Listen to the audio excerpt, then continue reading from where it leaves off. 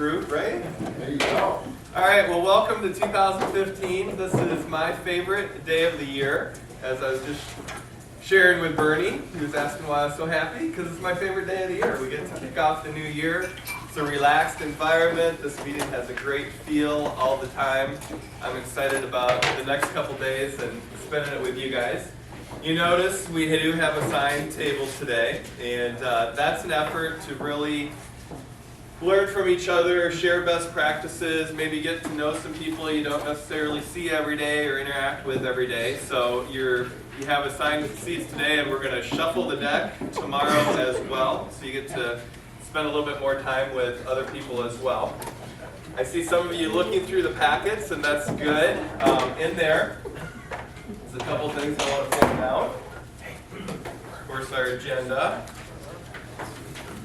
But we picked a color that's hard to miss, just as a spot, to throw in your pile or on your shelf or in your drawer. So you have all your notes in one place and ideas. And there's also a couple of green sheets. Hold on. And again, this one would stand out in your stack. And Bill Feller is noticing that they're the same colors as Kennedy High School, right? I was thinking green. Gold, Packer, green. so kind of like Packer colors. Go back, go. Whatever.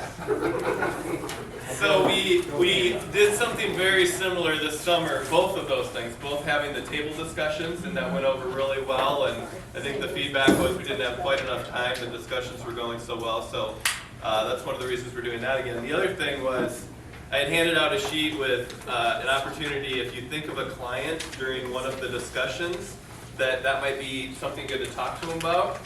Jot their name down and how you can impact them and how. And is there anybody in the room that did that and has a success story to share, Nick Gabriel? I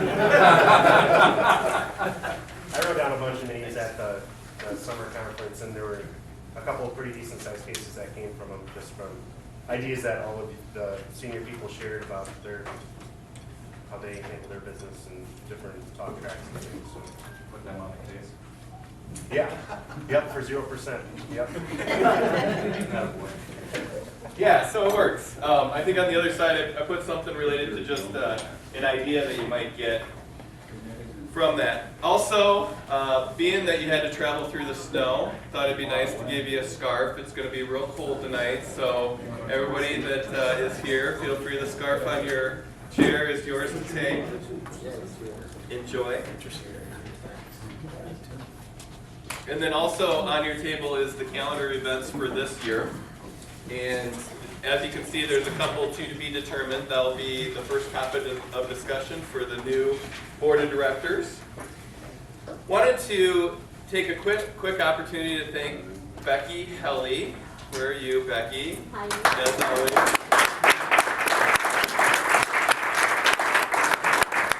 Not only every day of the year helping me out, helping the firm out, and leading the charge on the operations side, but of course this meeting is a big priority and level of stress that it's all going to be great.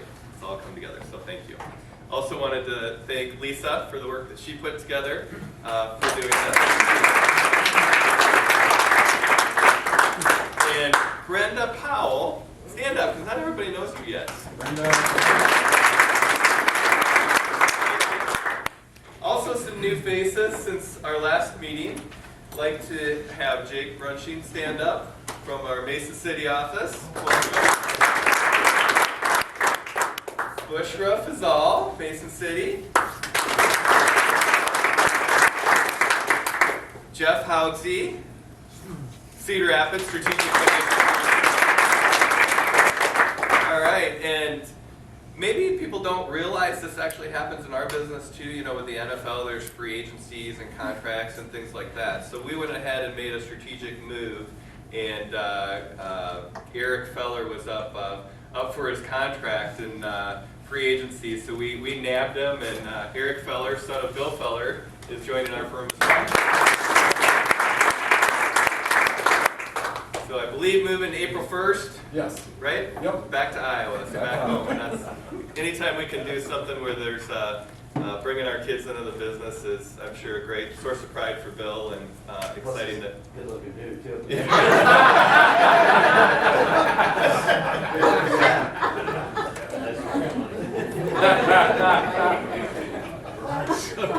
Right. Speaking of good-looking dudes, here's our board of directors. So we started this 2 years ago when we became our business center, and they have been incredibly helpful as we plan each and every one of these events and the topics and the speakers, and just help me keep a finger on the pulse of the thoughts. And they represent different segments. And there is definitely a diversity of opinion. Thank you, Landis, for bringing that diversity. Very helpful in all of that. And they are, spread out on these tables as well. So they're essentially your discussion leader at the table. But this entire agenda was their idea. So to keep it fresh, we do stagger the terms. So Landis and Bert, their terms are up, so they're up for re-election. Unfortunately, Landis can't be a new org anymore because he's an 05, so we'll have a fresh face there.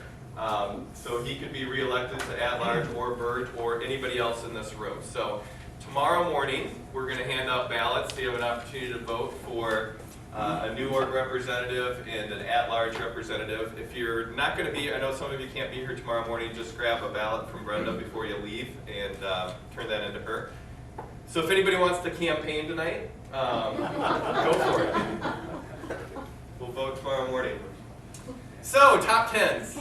We're definitely a recognition-oriented firm, and I know that weekly leader report comes out every week, and people take a look at that. So we have the final weekly leader report right here, and we also broke it down by product. So Becky and Brenna are going to be passing that out. I want to congratulate Larry Witzel for a huge year, 230,000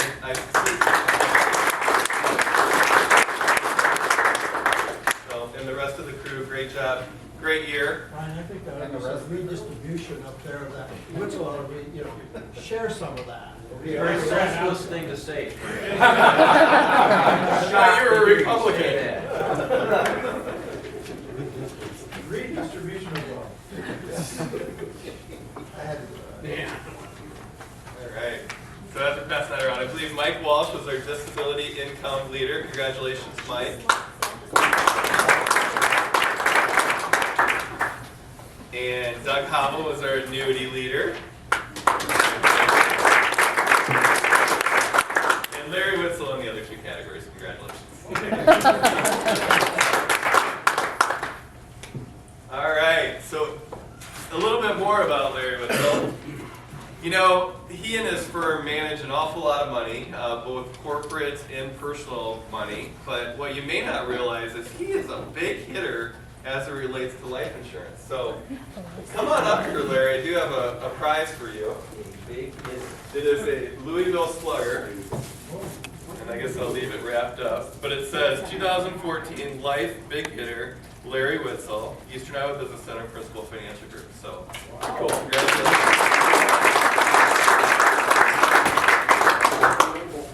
And this is a good opportunity to show some highlights of our Leaders Edge event in Chicago. So this is Larry touching the magic bean in Millennial Park. This is, it's the year of the selfie, so that's a selfie with Bert and Larry. This is us getting ready to ride the L train. And that's Mark Hansen. Is it Randy Malone? Randy Malone, Randy Grateful, and an unknown Packer fan. And a Bear fan, Mark. All right. That looked like a pretty fun day. All right. So a few highlights from 2014. Growth is always good. It's the name of the game in all aspects of life. Lou Holtz says if you're not growing, you're dying. And I don't believe any of us are ready for that. So I want to highlight a few growth areas. Funds. Mutual fund ICCs is also advisory select, fee-based, principal funds. This is hard ICCs, so that's a pretty nice trend line that continued this year. Grew in life insurance, ICCs, thanks to our big hitter as well as many others, as you can see on the list, but it's always great to grow life insurance. total ICCs, we had our second best year ever. Our second best year ever, which is, you know, in 10 years is pretty great to see, or really the 100-year history of our firm. And I know it's going to be much better next year. The one thing that just blew me away is assets under management. And this is something we didn't start tracking on a business center level until last year is the first time we ran the report. But you can see category by category, tremendous growth, and overall $200 million more assets today than we did a year ago at this time. And it's, you know, to put that into perspective, I just caught on Good Morning America earlier this week or last week about this hedge fund manager that unfortunately was murdered, and it was national news. The reason was because he was a big, impressive hedge fund manager. Can you guess how much money he managed in this hedge fund? 200 million. So one of the best hedge fund managers in America manages $200 million, and we just grew by that much this year. Pretty cool. So, and you think billion, anybody remember how much it cost to build Cowboy Stadium, Mike Gary? 1.1. 1.1 billion. So if we could convince all of our clients to build a new Kinnick Stadium, we could have one like the Cowboys for $1 billion. We're not going to do that. But that's just really, really impressive. And as you suspect, Larry's group is about a third, just over a third of that. But even, I mean, that's still another billion or so among the rest of the group. And I don't know how many firms in town in eastern Iowa manage that kind of money. I would guess none. And I would suspect that nobody knows that we're managing those kinds of assets just because we're a humble group. And so that was pretty exciting, that extra $200 million in assets under management. Okay. It's kind of a interesting date, January 8th. 10 years ago today was Saturday. There was an awful lot of snow. I was living in Waukee, Iowa. My next door neighbor was a guy by the name of Greg Lindy, which many of you recognize that name. He's pretty much head of underwriting and life product for Principal, and he was my next door neighbor. And I had these two little boys, who I still have those two boys, plus two more, but they were 3 and 4, and we were at the end of the driveway playing in the snow. And, you know, digging for snowballs, and Greg came out to get his mail. And we were talking about the Packer-Viking game the next day, because we're both Vikings fans, and they had a big game at Green Bay the next day. Talked about that for a little bit, and he said, hey, would you ever be interested in moving to Cedar Rapids? And I'm like, I don't know, maybe. He goes, they're looking for, you know, a guy like you over in Cedar Rapids. I go, okay. He goes, well, you should call Larry Realitz on Monday. And I go, yeah, I've heard of him. I think I had a meeting with him a couple years ago. I can do that. And without that conversation, I wouldn't be here today. So think about where you were 10 years ago today. So January 8th, 2005. How old you were. How old your kids were. How many of them maybe weren't even born yet? You know, where you're living, what you were doing. I know what Bert was doing. Bert probably got off a corporate jet the day before after spending a week at Putnam Funds out in Boston, doing some due diligence and getting his report ready for the due diligence team so they can share that information with Principal across the country to help people with their plan sponsors. Bill Feller had just finished a week at First Citizens Trust, managing 12 people with 7 kids back in Charles City, and was missing sporting events and was spending more time managing people than working with clients. Larry Witzel was getting to the office at 4:30 in the morning just to keep up because he refused to miss dinner with his family, which obviously is important to all of us. He had 2 staff people, Julie and Linda, and they were trying to talk him into hiring a third. Ryan Roush was building cabinets for his uncle up in New Hampton, had just moved back from Houston with Heather, and no kids yet. First time I saw him, he had jeans and a brown Carhartt coat on. And hair. And hair.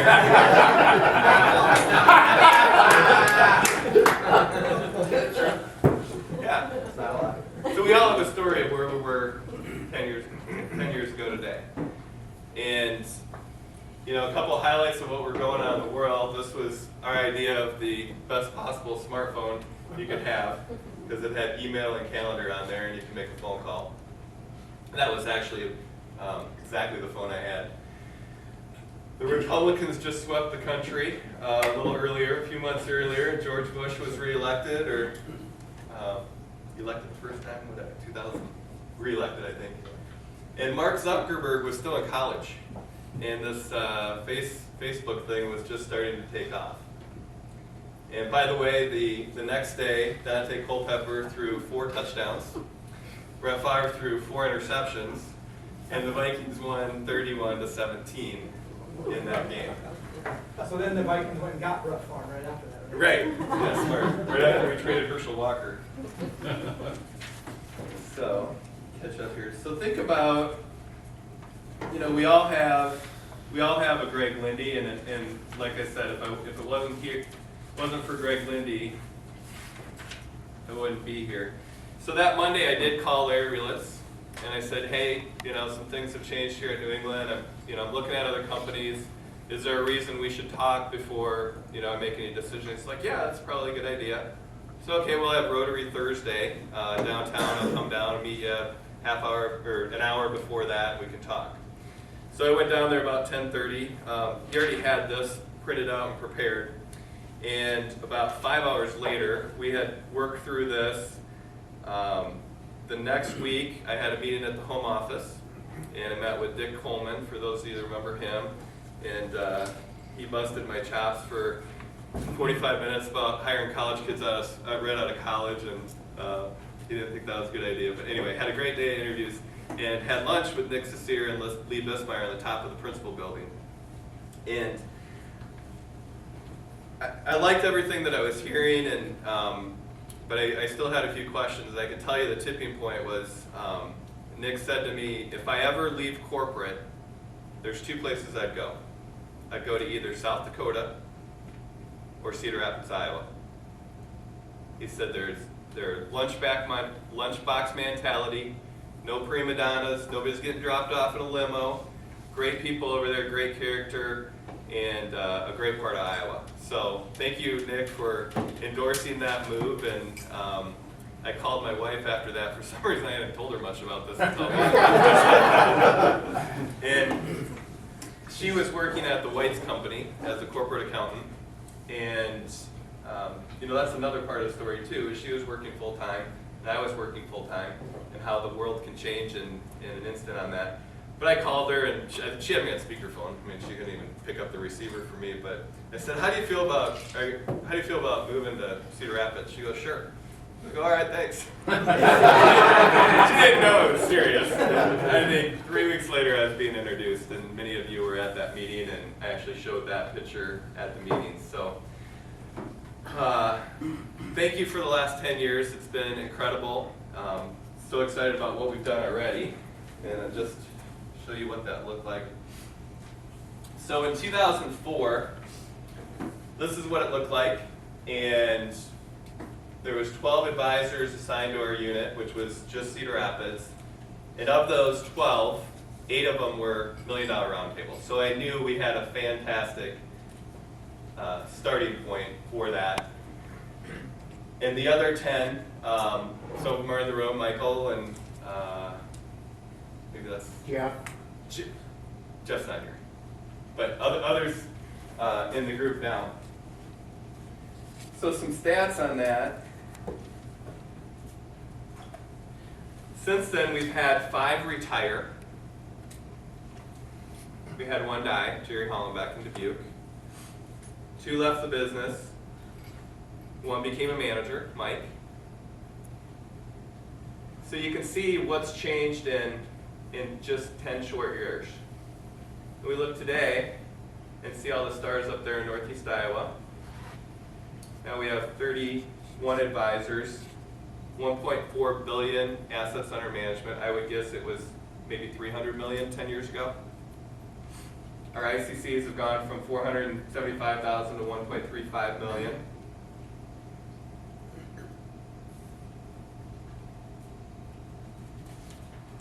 The one common thread that I saw back in 2004 is as you remember, I did one-on-one meetings with everybody, just get to know you, scheduled for an hour, and the one common thread that I saw and felt from every meeting was just high character to a person. And I thank Frank Kinsel for that, because you had hired all of them, and you did a great job of selection and building that character in them. So that was, again, a great foundation to start from. In May of this year, I spent a week in the home office in Des Moines at a program called Gamma Essentials. And Gamma is essentially NAFA for managers. And Essentials was a week-long program to define a 10-year business plan, define a vision for 10 years from today. And then looking back at, so once we identify that vision, what are the resources, both people and other, that will be important to reach that vision? And it was, it was a red letter day. Just, calendars have red letter days, and as I look back, I'll remember that week as if we're sitting here in 10 years looking back, I'm going to talk about that day, that week that I spent. One of the things that I realized and noticed is we weren't doing our part for the new advisors. We weren't being structured enough. We weren't being, hard enough on them, or accountability. So you may have seen a little bit of turnover this year. And, if you visualize a big dump truck, so to speak, dump truck's probably a bad term, but a big truck, if it's full and there's negative baggage or unproductive baggage on the top, there's no room for goodness. So we got rid of all the baggage, so to speak, made room, made capacity, and we even have more capacity than we ever have before to bring great people in here, give them everything we have, help them succeed. As we think about 10 years from today, so I just asked you to think back 10 years about your family, about what you were doing. 10 years from today, how old will you be? Your spouse, your kids, grandkids. How are you going to be spending your time? What's your practice look like? How many staff people? You have partners. So I challenge you to think about that these next couple days, and I'm going to help you out doing that with a couple videos. Think about what you're building.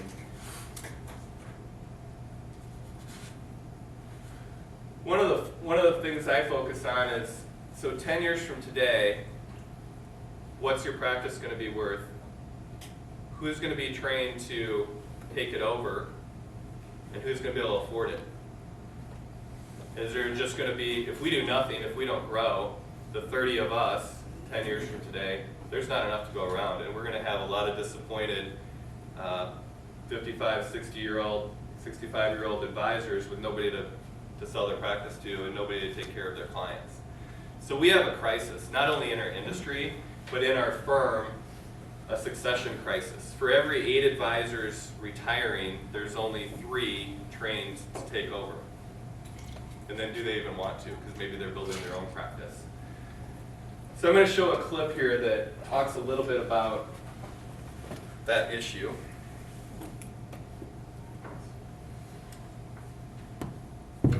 Don't look at those other slides. Okay,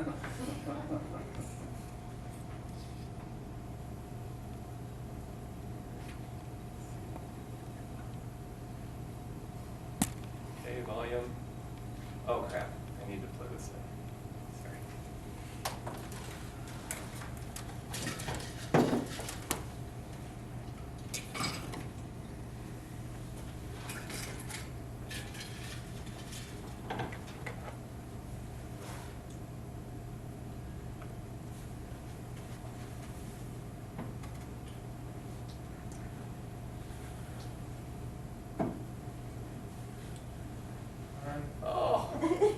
I see it, it's so close. Successful industries out there. It's certainly in any sector, but certainly the world of financial services with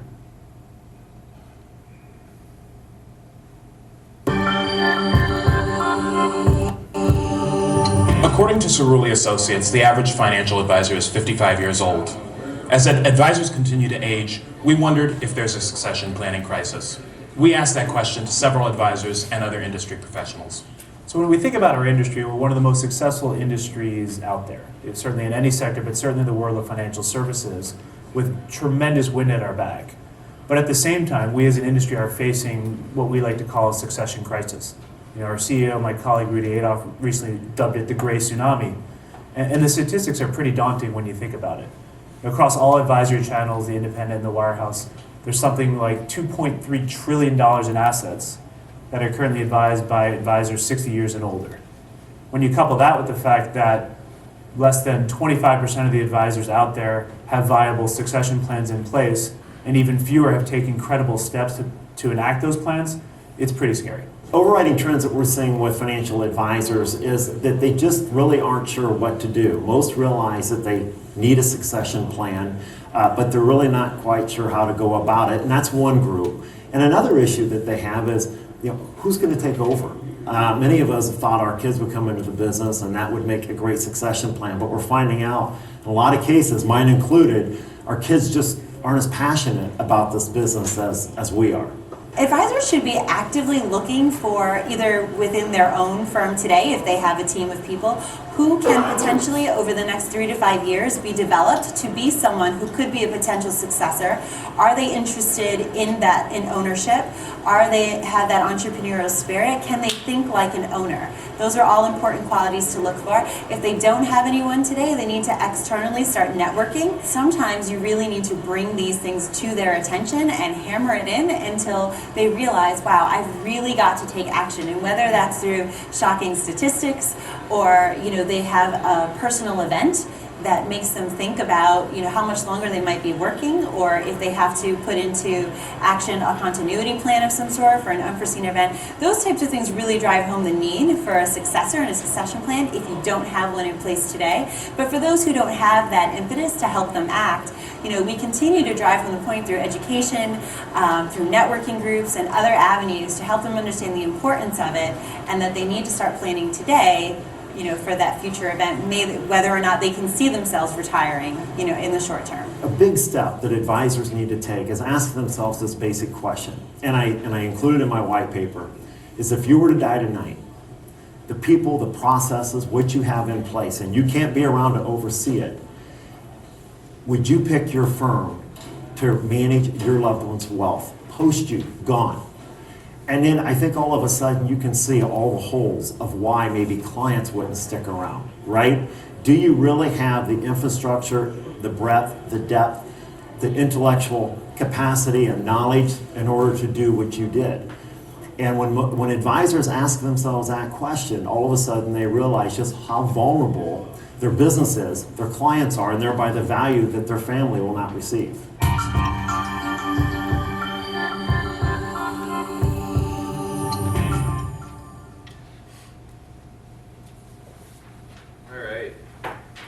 So this is a sheet, I didn't include it on here, that you've all seen before. It's our revenue. So top line revenue, recurring revenue as the firm.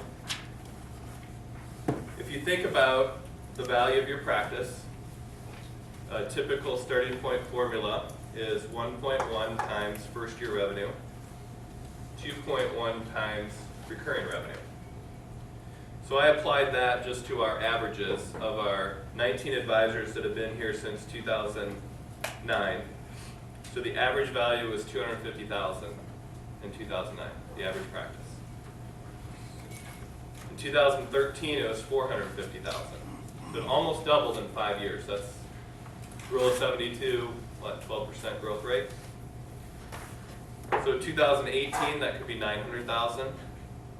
In 2023, 1.8 million. So easily 2 million could be our average practice value 10 years from today. Isn't that crazy to think about?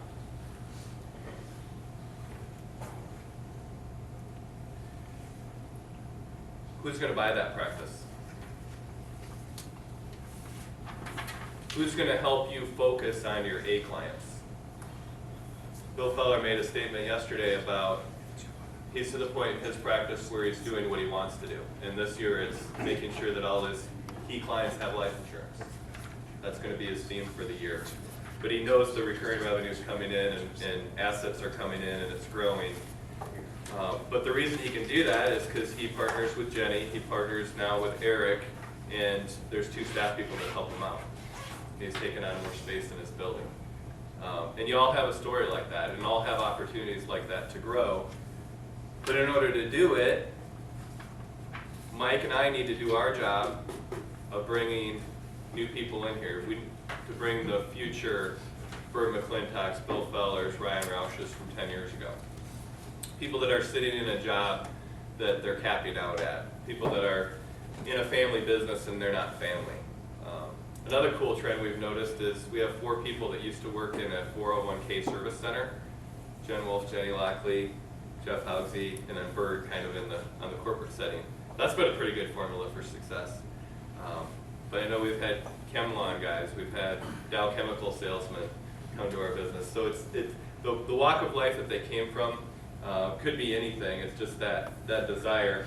I'm going to show one more video, and it's from a millennial to say what they're looking for. So if our target is quality people at any age, but if our proactive target to make sure we solve this succession crisis is people in their 20s, maybe early 30s right now, what are they thinking about?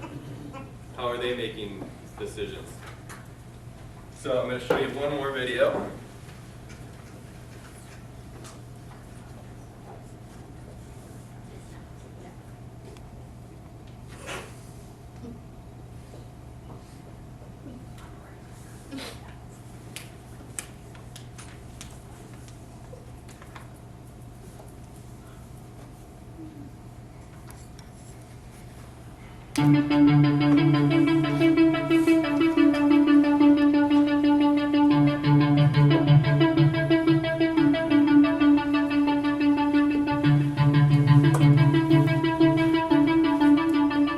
My top 5 tips for firms that are looking to recruit and retain young advisors, I would say is number 1, have a training program or a mentorship program, working with existing advisors who have been in the trenches, who are in the field. Make it more of a true paraplanner program or a residency program like a doctor, where they have 5 years, 3 years that they're not starting out cold, working through the program and learning the basics of the industry.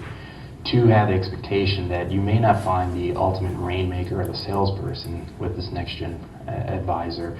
You might find that they're a better business relationship manager, a better analyst, maybe more behind the scenes, and also bringing outside-the-box thinking to the corporation. 3, I definitely would plug into using the next-gen advisors. One of the sayings I often hear from many of my clients are, I'm not afraid of my clients, I'm afraid of my clients' children. And so I think this is a way for older advisors looking for the succession plan, looking at next-gen talent to attract and retain their next generation of their client base.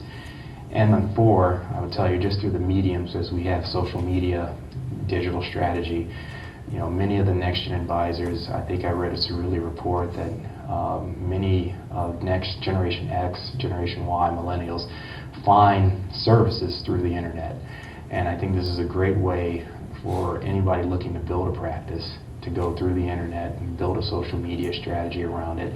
And you would see the next-gen advisor who's going to have a growing business, attracting clients who are their age or younger, who are growing in that marketplace through digital media strategy. And then 5th, again, I think I can't repeat it enough, is have a solid training program. Make it more about a mentorship, make it more of a partnership, similar to a law firm, where there are places that the next-gen advisor can move up through the ranks, but not hire someone to be a cold calling assassin or just to be a gunslinger for you. So those are my 5 top tips.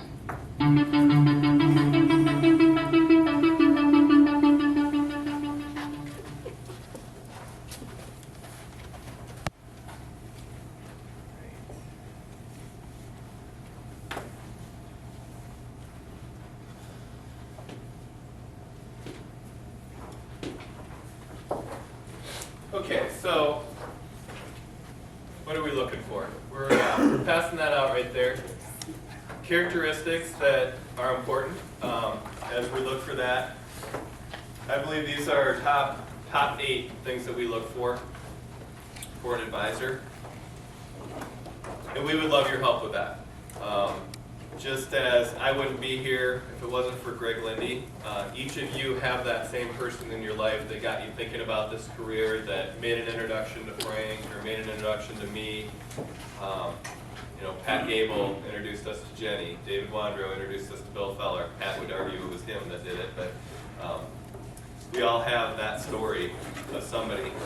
And so I would just ask, think about as you're in conversations, we need quality people to fulfill our vision, both as a firm collectively, as well as each of your practices, to have a good succession plan for your clients. All right. It's probably been, since you started with Principal, since you were reminded or introduced what the package really is. So we're going to pass these out. This is the kit that we give all new advisors that we're in the selection process with. I just want to point out a couple areas. In the back of here, the last gentleman there mentioned a residency program, ways that we help people get started. Principal has done a really neat thing in a transitional expense allowance program. So it really helps advisors get their business up and running and more revenue early on in their career. So if you look at those A levels, they're pretty impressive. We start them at 60% at second 2/3 of their first year, and they're able to keep that by doing $30,000 in their first year. They get it all the next year. Do $60,000 next year, you get to keep that 60. But these are some pretty impressive grids. I'd also point out our powerful resources. We see them every day. It's it's kind of like anything. May get in trouble for this, but kind of like marriage. Sometimes we take it for granted. You see them in the morning when they get out of bed, and you see them with their makeup on and all dressed up and showered and things like that. So you kind of forget about it sometimes, but there's some horrible analogies. Thinking of that while you're ahead. Yeah, leave it there. Yeah, leave it there. Okay, powerful resources. What's it worth to you, Brian, if you somehow... Can you rewind that part of the tape? That's not big. It is, I know, right? So, incredible, powerful resources. As far as the people behind those resources, we have the best industry or best resource of any of our competitors, and that's this guy right here. See how youthful and energetic that guy is? Nobody even recognizes him. It's amazing. Jeffrey. You need the haircut. He was here. I was back in the 80s. At least I have Hair hair. was But I can tell you, not everybody has a training director. Certainly nobody has one as talented as Jeff, and as patient as Jeff, and as willing to do anything to help you be successful. So I believe that's our best foot forward in the recruiting process is getting them in front of Jeff. So you can leaf through the rest of it, except for one more I'll highlight, and that's your practice your way. I think over the last 10 years you've realized that my approach and conversations that we have, coaching if you want to call it that, discussions, it's about you and your practice and how you want to build it and how we can support it. And that stays the same going forward. We'll have advisors that primarily focus on insurance solutions, investment solutions, fee-based planning, or every mix in between, and that's okay. There's a place for your practice in this partnership. All right.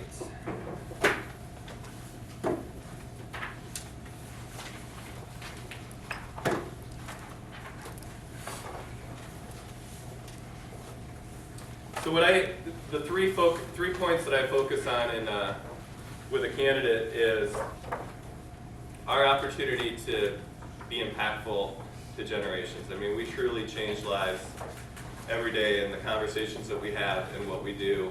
And what a worthy career that we get to be able to do that. And we all have stories on how we've changed people's lives, and that's fantastic. The second thing I talked about is independence. You're all here because you want to be here. You know, not a mandatory meeting, you all showed up. I didn't get a single vacation request this year. You all took time off and did your own thing and showed up when you wanted and worked as hard as you wanted, and that's the great thing about our business is we get to see our kids in sports. We get to go to parent-teacher conferences we want. We get to get our hair cut at 10 o'clock in the morning and dentist appointment at 2:15, and great flexibility. And then finally, phenomenal income in our business. Ryan Roush, yesterday in our study group, he mentioned, you know, you can have a bad year in this business or maybe not reach a goal. Still a pretty good life, you know. Still making more than the superintendent in New Hampton, Iowa, and he didn't hit his goal, you know. So that's pretty cool that we can have that type of income as well.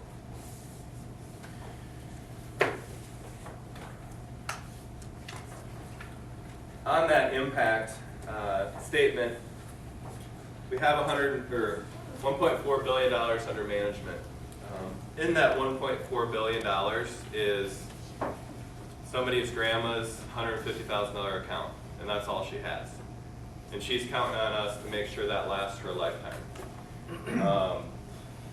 You know, it's somebody's $50 a month Roth IRA that's going to turn into a big amount of money someday. So there's a person behind every little bit of that $1.4 billion that we owe it to them to be a good steward of those assets.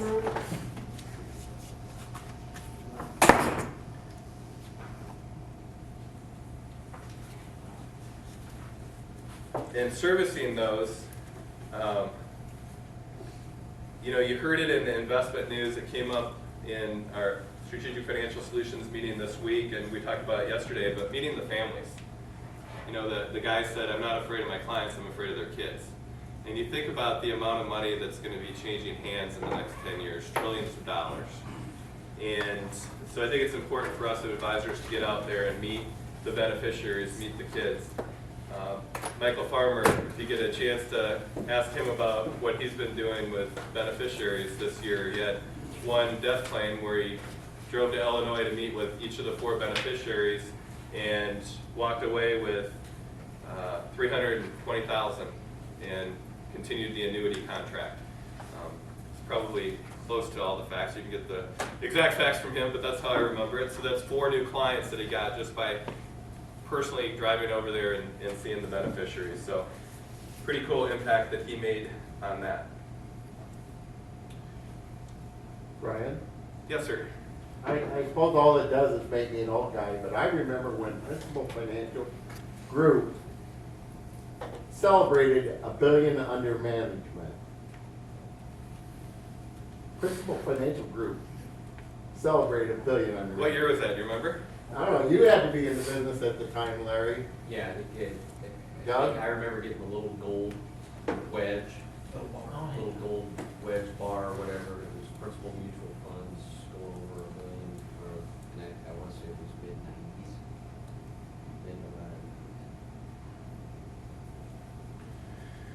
Okay, so we're going to get a little sappy here for a minute, and then we're going to do some celebration. I got an email yesterday at just after noon from somebody in this room, and I asked permission to share it.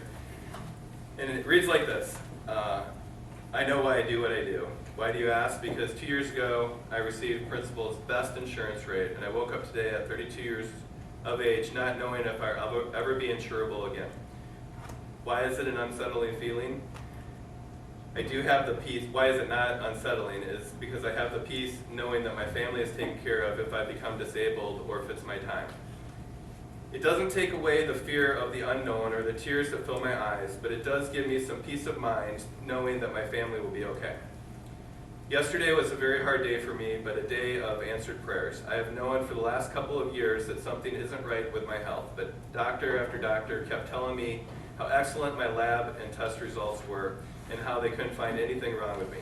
Yesterday, I received a call from my endocrinologist at the University of Iowa Hospitals. The conversation was business as usual in the beginning. We received your lab results and all is good. But then the conversation that followed was one that I didn't expect. The endocrinologist told me that I have a cyst and a nodule in my thyroid. One of the first comments I said was, "There's no concern for cancer, right?" And she informed me that the nodule is of the size that needs to be researched. Now, waking up today not knowing if I'll ever be insurable again was life-changing. I am young, I work out 6 times a week, eat healthy, and have no family history of cancer.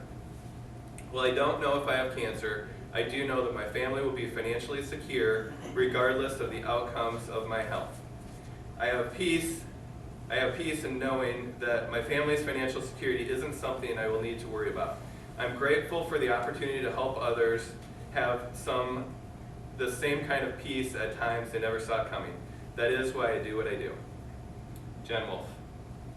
Thank you for sharing that with us, Jen. It's incredibly impactful, and thank you for letting me share that.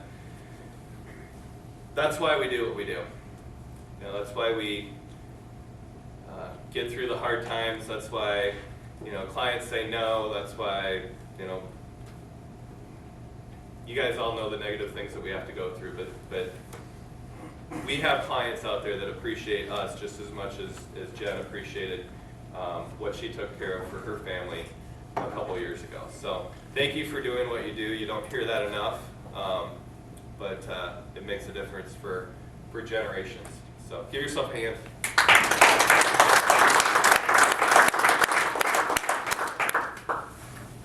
Okay, well, let's recognize some of our club qualifiers. And what I'd like to do, since we have Nick here, is I'd like to ask for your help, Nick, in coming up here. We'll take a little photo, shake some hands, maybe hug if you feel like it. Whatever you might want to do. Stretching the way in, I'm good. Did you? Okay. So let's you and I go over here. Okay. So our first club qualifier is Lucky. Lucky Frank Congratulations.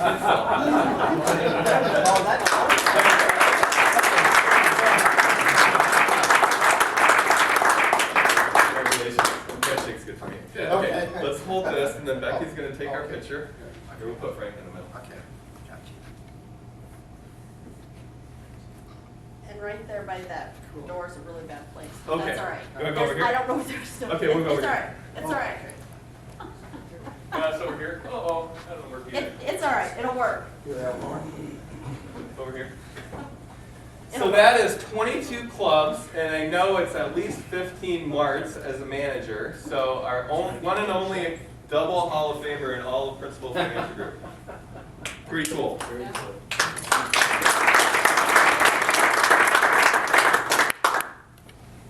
And there's nothing like the first time. Bert McClintock, come on up.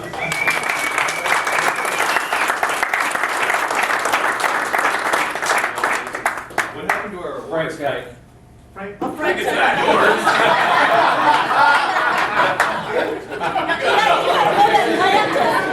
Sorry, this is a traveling one. You don't need another one. Oh, that's good.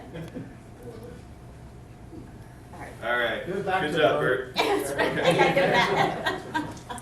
All right. Next we have Doug Hobble.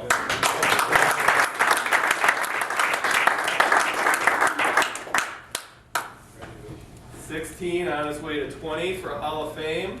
Here, you can hold it. Oh. It's a prop. Don't, yeah, just. We did the best we could do. All right, thank you. Good job. All right, Steve Odegaard.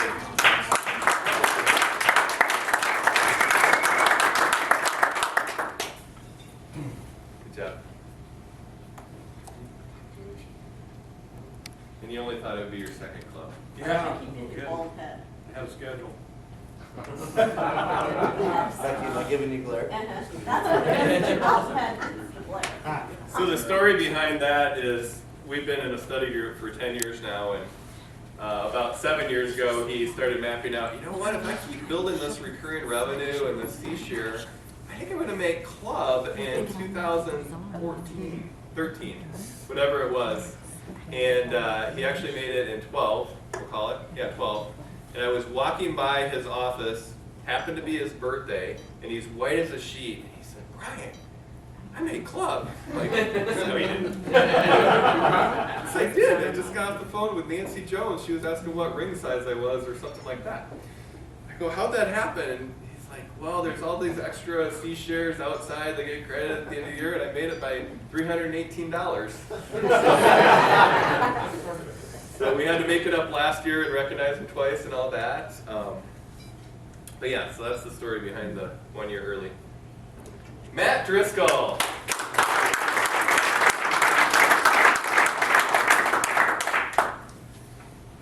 Hometown Williamsburg, Iowa, currently Cedar Falls. Wife from Walk On. Here you go, Bill. Get in the middle. Oh, you know a lot.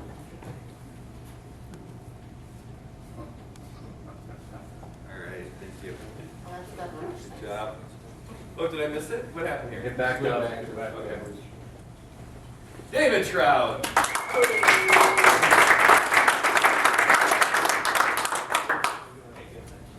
He got as close as possible to Honor Council without going over. Good job. It'd be great on Wheel of Fortune, right? Price is Right. That's what I'm thinking of. Good job, buddy.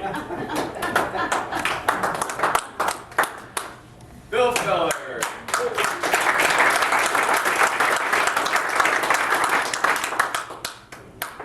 Clubs in 9 years, and the last 3 or 4 at Honor Council. Good job.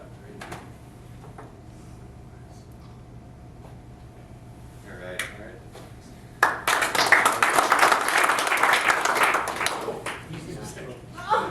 All right, did we miss anybody? All right, new prop, President's Circle, Hall of Famer, 22nd Club, Larry Whistle.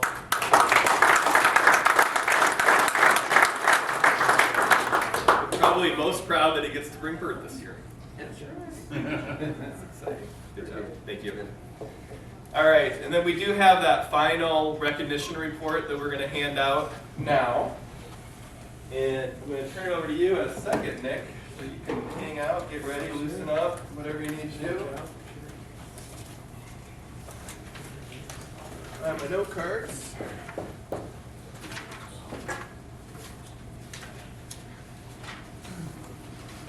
Oh, okay, one more thing before that. This could be you next year in a tuxedo t-shirt in Los Cabos, Mexico, and my son is taking Spanish right now, so I'm picking up a little bit that Los means the, and Cabos means taxis. So evidently it's a place where there's all kinds of taxis, right? Anybody else speak Spanish? Oh, that's wrong, okay. And Puerto Rico. And so Puerto Rico is the Premier Club Honor Council. And Los Cabos is President's Circle, Executive, March, all that good stuff. So hopefully that's within your view of possibilities and a goal for next year. And here's the big picture. So I'm extremely excited that Nick made the trip over here, primarily so I can show off us and our culture and this great group of people. But Nick Cecere is halfway between me and Larry Zimpelman. Right? Halfway between. He is Vice President of the United States for distribution, aka sales. So he is in charge of sales. And I'll let you know he's one of us, as they say on the Godfather movie. He's one of us. He became an agent after a short stint as a professional hockey player, which I believe occurred halfway through college, and then he finished up college and became an agent in the life insurance business right out of college.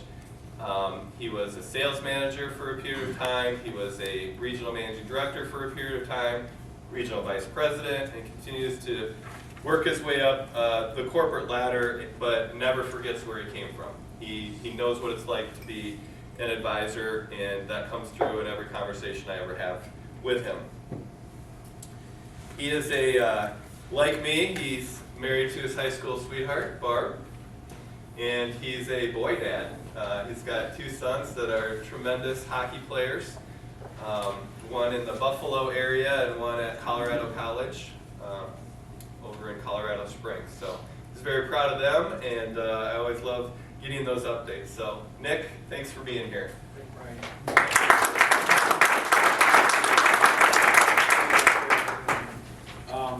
Thank you very much for the opportunity to be here.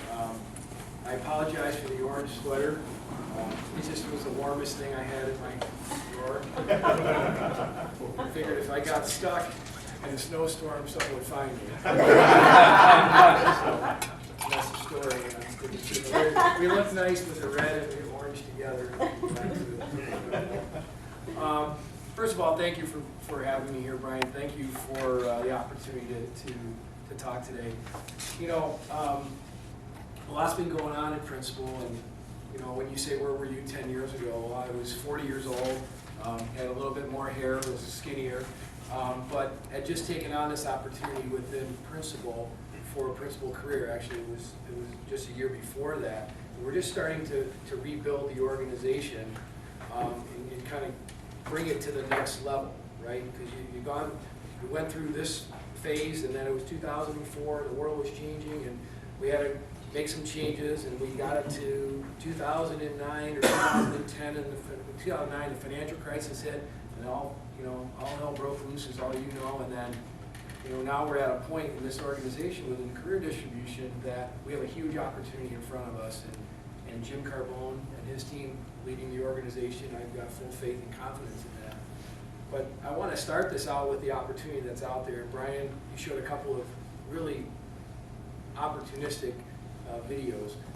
There are, we've done a lot of study at Principal. We're involved in a lot of different things in terms of company initiatives, and there's three basic things that are going on right now inside of Principal that have corporate board of directors' attention. One is this world around retirement readiness, and you've heard Jerry Patterson and his team talk about what we're doing to build out retirement readiness. And that's just not the annuity business. It's the fund business, the retirement business, it's our insurance business, how we help our customers retire and they're ready for retirement. If you hear Larry Zimmerman talk, he'll say that if you're not saving 10%, a minimum of 10% of your income today inside of your 401k plan or any other vehicle, in essence, you're going to live not very well in retirement. So the retirement readiness is number one. Number two is what that second video talked about was the millennials. Who's the future client of ours? How do we get to those folks? How do we get to those people in terms of access? Is it through the internet? Is it through social media? Is it through whatever? We don't know that. We're studying it right now. We're working on things, and it's really, you're probably saying, well, what does that have to do with me? How we sell? Has everything to do with how you sell, because if a company like us can figure out a way in which we can attach ourselves to a millennial who's just starting out, that most of us in this room, me included, back 30 years ago when I started doing this, we wouldn't drive across the street for a $25 a month term insurance application. At least some of us wouldn't. Well, those are the people who are needy today, but also those are the people who were once $25 a month clients who will be $2,500 a month clients 10, 15, 20 years from now, and you grow with them. So we want to figure out from Principal how we can attach ourselves to that consumer base, get them customer principles in any which way, and then hand them off to an advisor to take care of the rest of their life. So that's number two. And number three is the Principal career expansion. So the board of directors was in town just before Thanksgiving, actually the Tuesday before Thanksgiving, and I had the opportunity to have dinner with the board on Monday night and then present to them on Tuesday morning. And Dan Houston and myself presented to the board, and we talked about these three things, and one of which was this career expansion, which is a very, very exciting opportunity for all of us. And part of that opportunity is we're sitting here, and Brian, I was so happy to see kind of what you wrote up there with regard to the AUM and the premium under management and all this. Well, I just want to give you a couple statistics. One, the career advisor system at Principal Financial Group is 1,200 strong, and they hold right now $30 billion with a B of assets under management with the Principal. $30 billion. That's in our annuity business, our 401k business, and our mutual fund business. it holds over in excess of $500 million of premium in force at Principal, life insurance premium in force. So 30 billion and 500 plus million dollars of premium in force.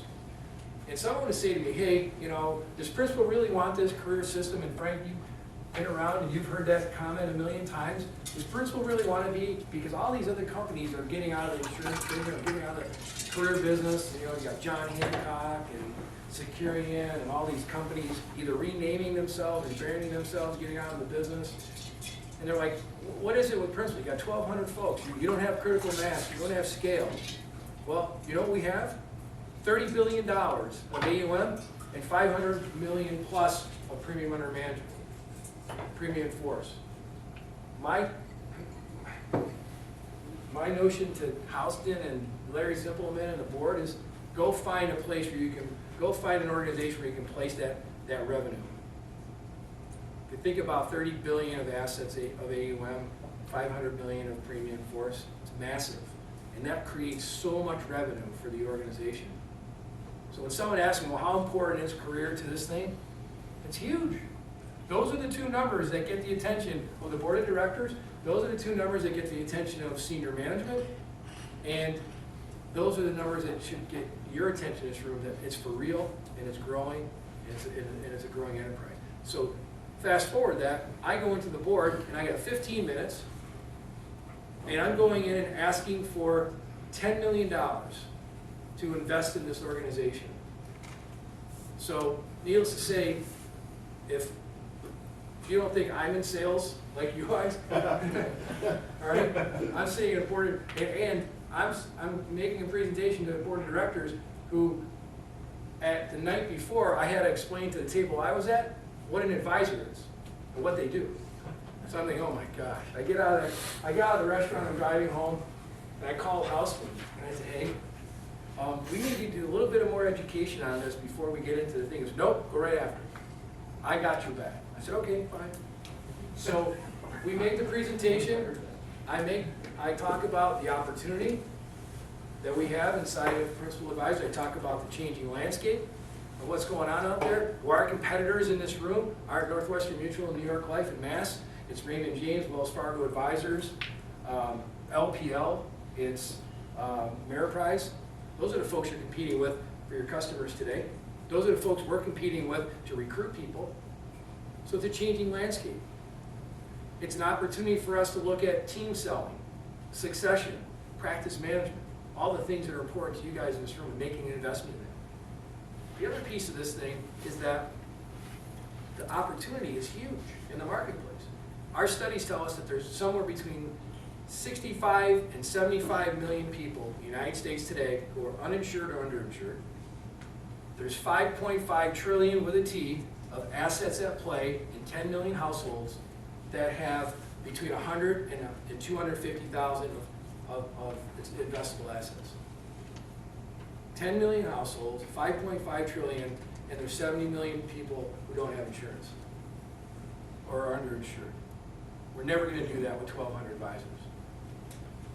So my idea is go in, grow, show a growth plan, show a revenue plan, show an IRR, and say we can do this. So by 2020, the plan is to have 2,000 advisors with a Principal career advisor system. Is to grow that AUM from 30 billion to 70 billion, to grow that premium under management from 500 million to 600 million, and to have a 9% compound annual growth rate in our sales across the board.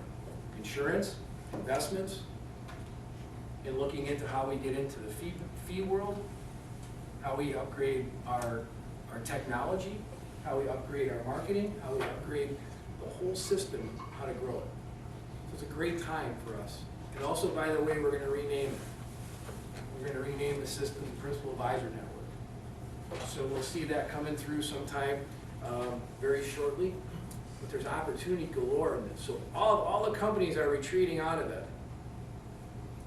We're doubling down. We're doubling down, and it has the support of Larry, it has the support of Dan, it has the support of Terry Lillis, it has the support of Jim McCoggin, everybody who matters, and on top of it, it has the support of the board. Now, I got a lot of questions in there, but they were good questions. No one said, oh, you can't do this, or why would you do this at a time like this? They're asking me, how come it's not 2,500, or how come it's not 3,000? And I said, tap on the brakes. We want to do this intelligently. Because the 4 things that they charge me with as a business person, as a leader, are the same things you guys do every day in your business, right? Growing your business, growing your people, knowing the metrics that you have and the levers that you pull every day to make sure you're running your business properly. And last but certainly not least is making money, making a profit. So the 4 things that I have stapled onto in my book and on my desk and everywhere I look is those 4 things. Growing sales, growing people, knowing your metrics, and making money. Same thing you guys do every day in your business. No different. No different. Whether it's a firm like yours, Larry, or someone who's an independent sole proprietor, or it's someone like me running a sales organization with a couple thousand people. It doesn't matter. It's the same premise. So when you look at what the importance of this organization means to the company, it's huge. It's huge. It's never been better. Because I can remember the last time I was in front of the board, which was about 11 years ago, and I had to present to them to say why we should stay in this business. And what was keeping us in this business. And I'll tell you, the same holds true then as it does now, and it's people. And I told them this 10 years ago, and I told them this again 2 months ago. We have the best people in the industry, bar none. We have the most loyal, hardworking, educated sales force in the industry, bar none. Bar none. When you compare our top people to anybody else's top people, there's no comparison at all. And Larry Zippelman hit that point home, and he said to the board, he said, I urge all of you, if on the board, that if you get a chance, or if Nick's nice enough to invite you, to come to Premier Club and see the presentations of the Hall of Fame. He says you'll walk out of there shivering. These are Larry's words. So we have great culture, which was built here, starting with you, Frank, and your predecessors, and Brian, you and your team here building a great culture. We've got a great culture. We've got great people. We've got a great product set. We represent a great company. But what we don't do is we don't hold a gun to your head and say you have to do this or you have to do that. That's the beauty of this. You can still be this entrepreneurial world, but at the same time, not have to be told what to do and when to do and how to do it. Those are the old days. We don't work like that today. Not in this business. I do have one slide, and I was lucky enough to go to the University of Virginia's Darden School for a week, and the first thing they said to them, to everyone in the class, is they said, friends don't let friends use PowerPoint, so don't inundate yourself with PowerPoints. So I came with one slide.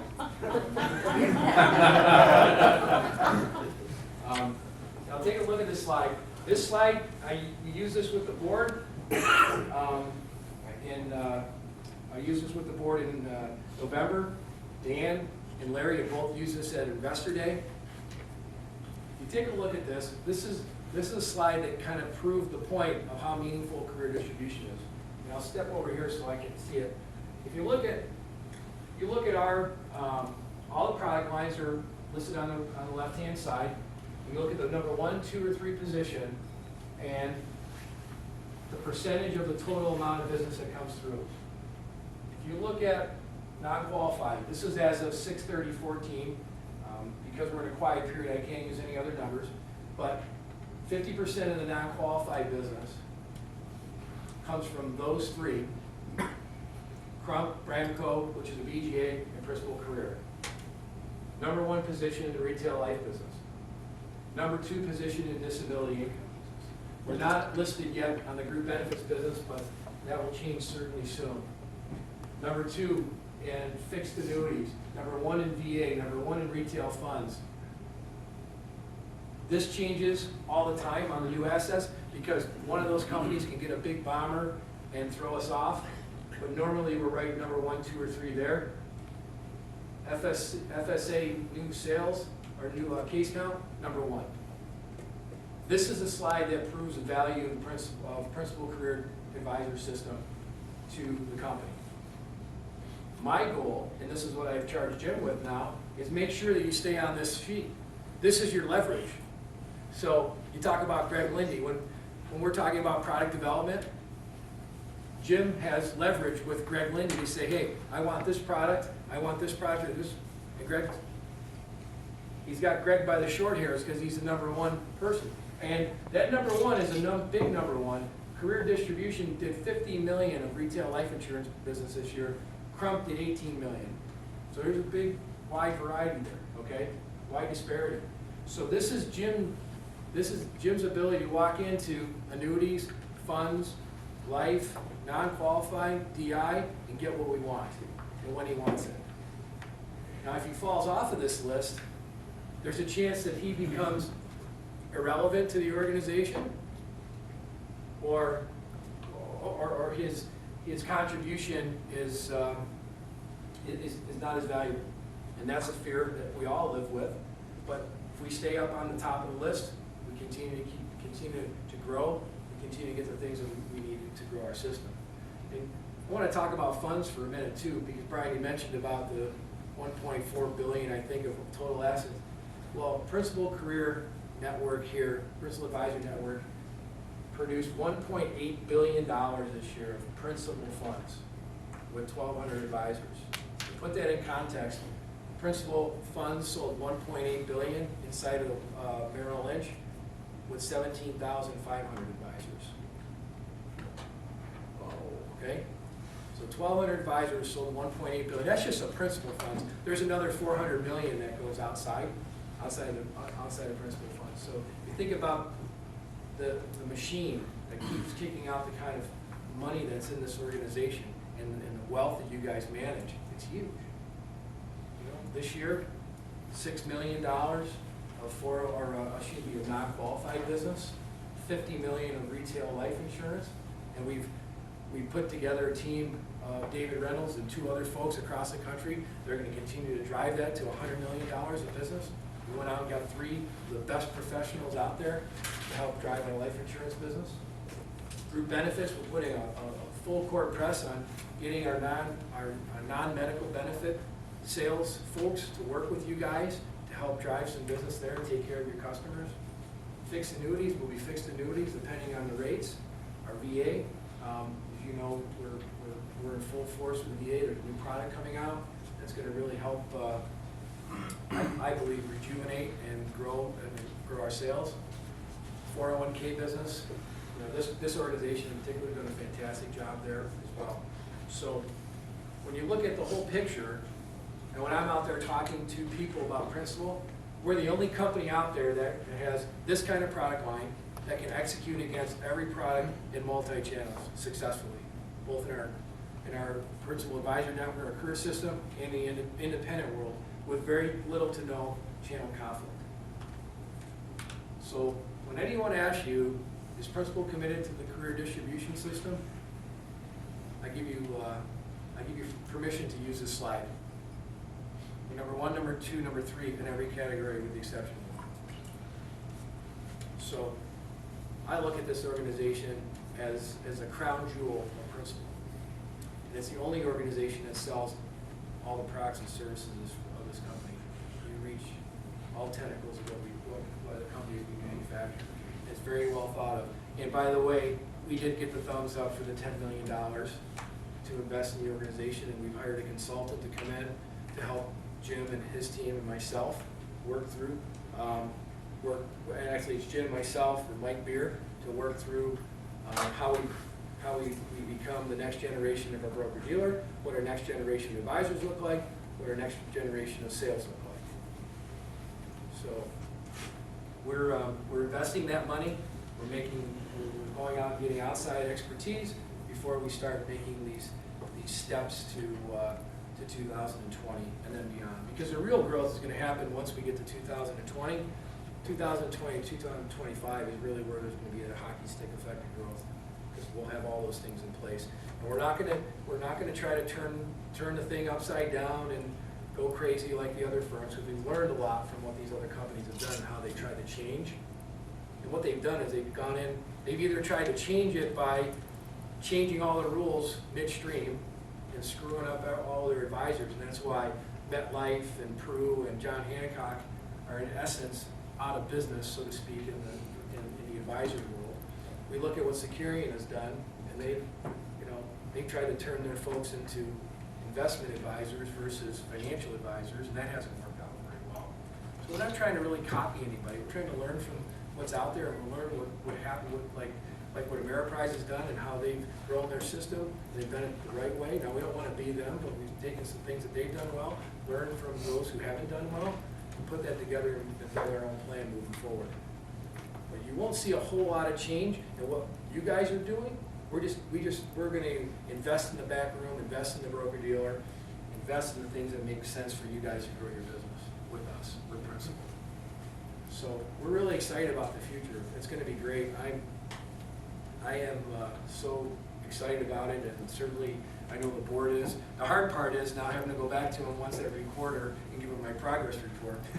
So once a quarter, you'll see me sweating a little bit to make sure that we're doing the right things. But I'm confident that we're going to pull this off and just it's going to be magnificent. And certainly, I call it the career distribution 2.0 or 3.0 or however you want to call it. But I think it's going to be great for us. So, and I'll talk a little bit about, back at that same board meeting, there was an announcement that went out that you all saw that Dan Houston is now the president and the chief operating officer principal. Great thing for us. What does that mean to us as an organization? What does that mean to distribution? Well, it means great to distribution because he was a distribution guy and now he's the president of the company. So we know that he values what we do, and so does Larry, obviously, very much so. Larry will be he'll be the CEO and chairman for, I would say, a period of another year or so, and then you'll see a transition just like you saw when Barry and Larry made the transition 7 or 8, 9 years ago. We're in great hands with Dan. He's a wonderful leader. He's a wonderful guy. He loves career distribution. He loves the people, and you will see him at all of your clubs. You'll see him at some meetings. He's going to be very visible as a leader, as was Larry, and he's a huge fan of what we're doing here. So, and like I said, I don't know what other changes he's going to make. He's keeping those close to his vest, but I would imagine that at some point in time, the next 2 or 3 months, he'll be making some changes within his team and figuring out what putting his regime in. So, but it's all good stuff for us. It's a great opportunity. We've got growth across the company. You got growth in our insurance businesses. You got growth in our retirement businesses, investment business. You got growth in international. You got growth in money management. So those 4 parts of the company are continuing to grow and expand, and they're under great leadership. So with that, I went through that kind of quickly, but I wanted to save some time for Q&A, and I can answer anything as long as it doesn't have to do with the share price or earnings or anything else, because we're in a quiet period, and I have a big mouth. I can't keep a secret. I was told to. Relative to the investment into growing production numbers from 1,200 advisors to 2,000, speculated a significant piece of that is relative to how we acquire and bring on 800 new advisors. How if any will that reinvestment positively or not impact this group who are already here? Well, I think it's going to do 2 things. Because a part of that's going to go to acquire those new 800 advisors. Now, let me put this in context. Our original plan was to hire 550 new advisors between now and 2020. So I'll call this an accelerated growth plan. So we're only looking at going another 250 more than we normally would. So a small part of that's going to be going into that investment. I think the biggest thing is going to be going into looking at different ways in which we can help you build your practice and succeed your practice. Making investments into our current advisor pool and looking at team selling, building out firms like you have, and say, how do you do this without, is there a better way to do that instead of the way we're doing it today? So investing in there, investing in technology. it's certainly to help you. We just hired someone who is 100% full-time with a team of 2 people. There's 3 people focused on nothing but learning, figuring out how to make that sales process easier by your smartphone or your tablet. Making your life easier by being able to fulfill a transaction on your phone or on your tablet without having to exchange any paperwork. Okay, so that's an investment. Marketer services investment, making sure that we're paying you correctly, we're limiting the mistakes that are out there. The investment in practice management and succession in teams. So we're making, and then on top of that, making investments in the broker dealer. There's a couple of things that we have to fix in the broker dealer. We're going to continue to look at discretion, looking at other things inside the broker dealer and how to grow our fee-based businesses, and figuring out how we can make it easier to do business on the service side. So a lot of those investments are going to be made collectively, and a small portion of that, Larry, is going to go toward attracting new people, because our philosophy isn't changing. We're not paying people to come to us, certainly, and out of that, this new 250 people outside of the ones we're already recruited, we're going to look at, we've got about a third of our folks are investment focused, we got about a third of our folks that are insurance focused, and we got a third of folks that come right down the middle. So we're going to try to continue to grow all 3 of those phases. But so I would say those are probably the main things, and then really looking at this client acquisition, that millennial piece, and that's part of that $10 million we're going to spend, but that's a company focus as well, and I think we'll all benefit from that. Certainly, in how do you manage your own book too today versus the hand-to-hand combat that we're in today. So making it easier using technology. So I have a question. Yeah. What was it, I like the name principal advisor. What drove that? What's behind the change? the word career system has a negative connotation. A career agent has a negative connotation out there in the industry. And if you look at what we do today overall, about 55% of the revenue that's generated is generated as a result of a mutual fund, an annuity, or 401k. 45% of that is generated from life insurance or DI or group benefits business. If you go back 10 years ago, it was about 75-25, and it's shifted. And an agent today, an advisor today does more of this overall planning and more than just what a traditional insurance agent would do. So that, Frank, along with just moving this thing into this next millennium of people, and when you're trying to attract a young person into our business and say you're going to become a career agent or principal, their parents or their grandparents say, "Wow, geez, why don't you go to be a farmer's agent or a state farm agent, right?" It's not this financial advisor. Yet, if they went up, if they came home and said to their mom or dad, "Hey, I'm going to go work for Morgan Stanley or Merrill Lynch or UBS or Ameriprise," different story. So we got a great brand. We just wanted to change a little bit of the face. Now, do I think that's going to change how we sell, or is that going to get us from number 2 to number 1? No, not. It's just it's a different label, and kind of moving this thing into the future. I forgot, in the introduction, I was going to reference your service on American College Board. You're active in LIMRA, NAPA, GAMA, all that stuff. So what are you hearing in the industry as far as industry trends at those meetings? Yeah, that's a great question. I just finished 9 years on the Board of Trustees at the American College. And while at some points I dreaded going to the meetings, they were excellent. And I learned a lot. And one shameless plug, I would urge you all that if you're not involved in matriculated American College and your CLU, CHFC, CFP, you should do so, because knowledge is power. And make that investment in your career. I know many of you have, but if you haven't, start it.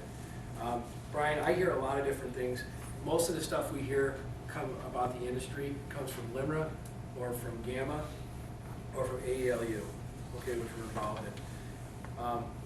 LIMRA will talk about how to get to this how do we as financial advisors get to this next customer? That's their big thing. They're always talking about, how do you get to this next customer? You know, and if we're not set up through social media, kind of what this guy was talking about on the video, if we're not set up in social media, if we're not set up in terms of acquiring clients online or with limited face-to-face interaction or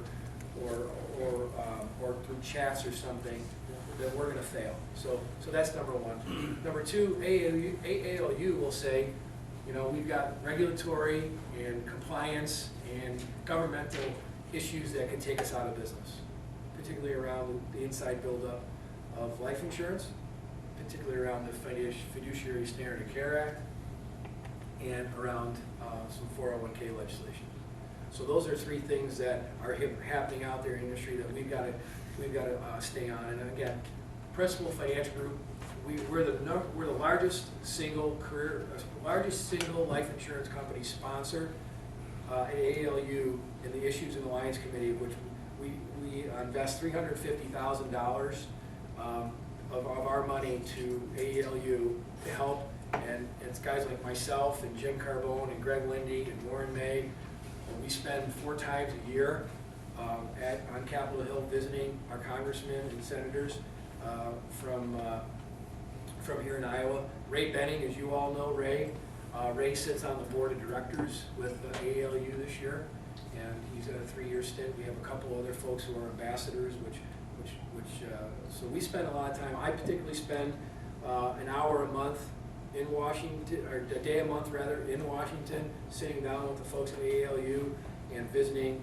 It was Harkin, now it'll be Senator Ernst with Senator Grassley to talk about financial services reform, particularly Senator Grassley because he sits on the financial services, the House or the Senate Finance Committee, which has a lot of influence.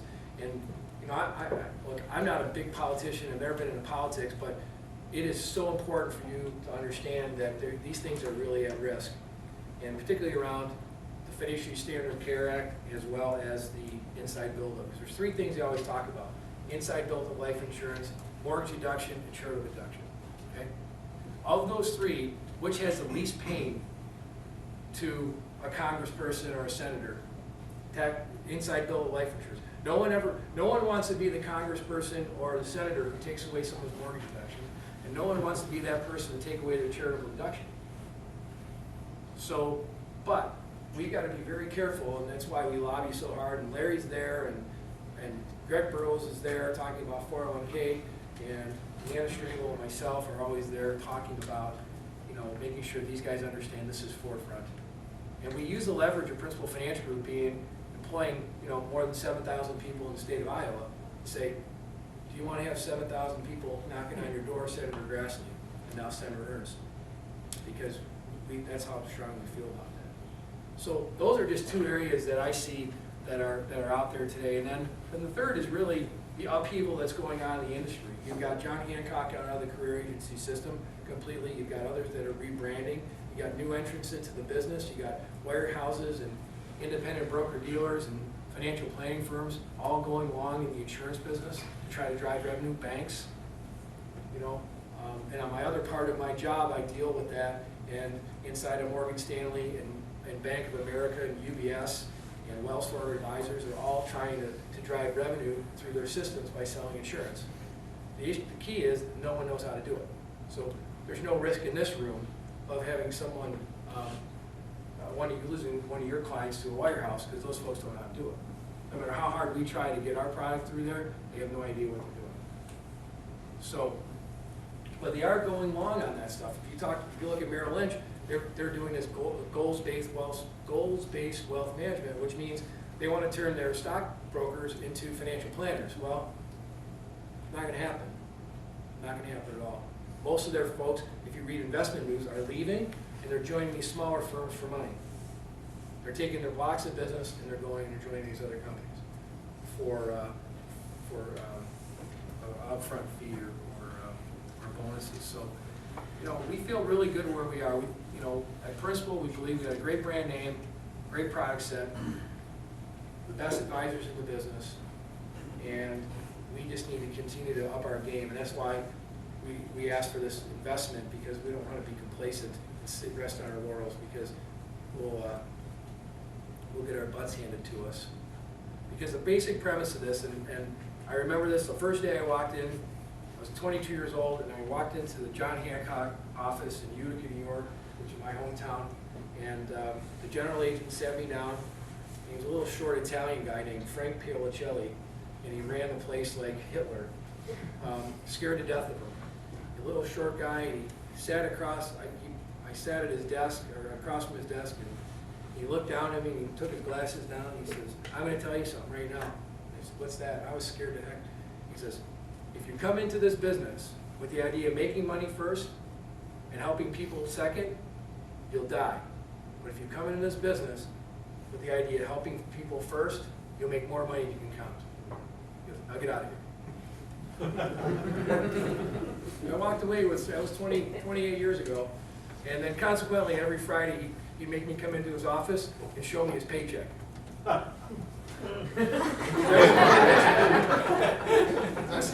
He looked at hey, like that? Like that? Like that? Yeah. Yeah, Frank, I like it. What do you want from me? Yeah. He goes, "All right, get out of here. Go earn this kind of money yourself." Great. Well, I'll tell you. And he was on the philosophy of you knock on doors till your knuckles bleed, right? 1231, you're to make your goals. And we had 21 advisors, agents at that time in the office. Every single one of us qualified for the equivalent of John Hancock's Career Club. Every single one. And it wasn't by luck. It wasn't by chance. It was because, he instilled in us this idea that we were the best in town, and you act it, you show it, you dress it, and you treat your clients right. And you get the biggest market share in a small town, and 21 people in a town of 60,000 people qualified for what was considered, Premier Club then, which was maybe around $30,000 in first-year commissions back in those days. It was still a lot of money when you counted it per day. And all of us, Frank, were MDRT reps. He made us do that. So I know what you guys do. I have empathy for what you do. I have love for what you do, because at the end of the day, you help people. And last year, we paid out over close to $250 million in death claims. $250 million. Excuse me. Sorry, I think that's right. Yeah. I think it's $250 million of death claim. Yeah, it is. So if you think about $250 million going back into your communities to help people, whether it's to keep somebody from losing their house, or pay somebody's education, or continue on for the income of a widow, whether a husband and wife. It's a lot of money, and it's work that's done by you, not by anybody else, by you.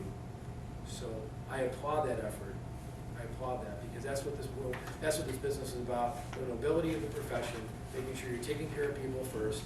And oh, by the way, you can make a great living and have the experience that you want, and work with great people and with a great company like Principal. So, any other questions? Thank you very much for the invite, Brian, and thank you for all you do. And here's to a great 2015.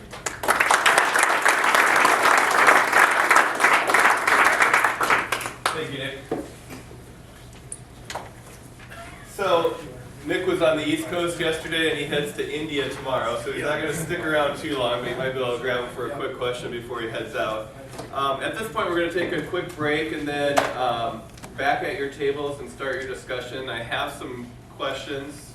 The Q&A part is later. What do you need, Larry? I was simply going to reference, because this is the planning meeting, I guess I just didn't want to forget about it. And remind me when you said MDRT. MDRT is 14th to the 17th, and historically, our shop goes every other year. So, love to have a big crowd in New Orleans. It was a great time and very beneficial. Last time was in New Orleans. Last time we had New Orleans, we had I think almost 200 people there. Yeah. Wow. So, if it's not on your calendar, I'm sure. Based on last night, Brian will be leading the charge, so it's awesome. Yes. Thank you for reminding us of that. Appreciate it, and your leadership. So take a quick break and then get back to your tables. If you don't like the questions,